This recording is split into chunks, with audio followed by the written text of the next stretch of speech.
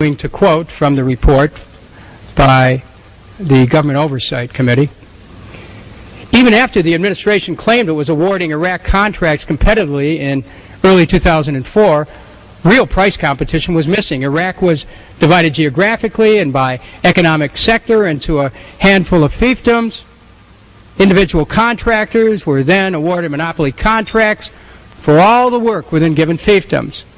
Because these monopoly contracts were awarded before specific projects were identified, there was no actual price competition for more than 2,000 contracts. Continuing to quote, in the absence of price competition, rigorous government oversight becomes essential for accountability. Yet the administration turned much of the contract oversight work over to private companies with blatant conflicts of interest. Oversight contractors saw their business partners, and in some cases oversaw their business partners. I want to go over that again. Oversight contractors oversaw their business partners, and in some cases were placed in a position to assist their own construction work under separate monopoly construction contracts. Continuing to quote from the report, under Halliburton's two largest Iraq contracts, Pentagon auditors found $1 billion in questioned costs and over $400 million in unsupported costs. Former Halliburton employees testified that the company charged $45 for cases of soda, billed $100 to clean 15-pound bags of laundry, and insisted in housing its staff at the five-star Kempinski Hotel in Kuwait. Halliburton truck drivers testified that the company torched brand new $85,000 trucks rather than perform relatively minor repairs and regular maintenance. Halliburton procurement officials describe the company's informal motto in Iraq as, "Don't worry about price, it's cost plus." A Halliburton manager was indicted for major fraud against the United States for allegedly billing more than $5.5 billion for work that should have cost only $685,000 in exchange for a $1 million kickback from a Kuwaiti subcontractor. The Air Force found that another U.S. government contractor, Custer Battles, set up shell subcontractors to inflate prices. Those overcharges were passed along to the U.S. government under the company's cost-plus contract to provide security for Baghdad International Airport. In one case, the company allegedly took Iraqi-owned forklifts, repainted them, and then leased them to the United States government. Continuing to quote from the report, despite the spending of billions of taxpayer dollars, U.S. reconstruction efforts in key sectors of the Iraq economy are failing. Over 2 years after the U.S.-led invasion of Iraq, oil and electricity production has fallen below pre-war levels. The administration has failed to even measure how many Iraqis lack access to drinkable water. See, end of quote from that report. Constitution in Crisis, a book by Congressman John Conyers, details the Bush administration's response when contract abuse is made public. Quote, Bonatine Greenhouse was the chief contracting officer at the Army Corps of Engineers, the agency that has managed much of the reconstruction work in Iraq. In October 2004, Ms. Greenhouse came forward and revealed that top Pentagon officials showed improper favoritism to Halliburton when awarding military contracts to Halliburton's subsidiary Kellogg, Brown, and Root. Greenhouse stated that when the Pentagon awarded Halliburton a 5-year, $7 billion contract, it pressured her to withdraw her objections, actions which she claimed were unprecedented in her experience. On June 27, 2005, Ms. Greenhouse testified before Congress.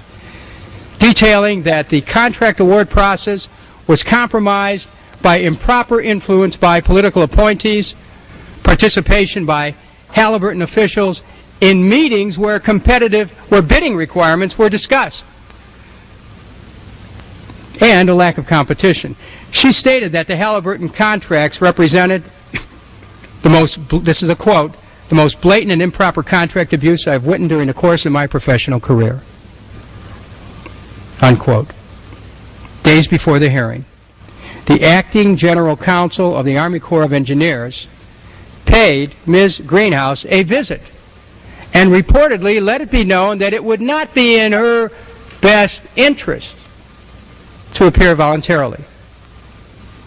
Continuing to quote from the Conyers book, on August 27, 2005, the Army demoted Ms. Greenhouse, removing her from the elite senior executive service and transferring her to a lesser job in the Corps' Civil Works Division.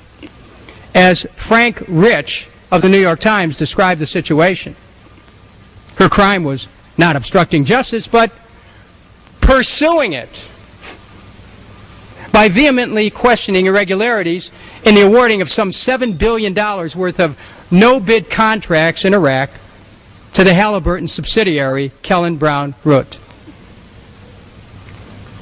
The demotion was an apparent retaliation for her speaking out against the abuses, even though she had previously had stellar reviews for over 20 years of experience in military procurement.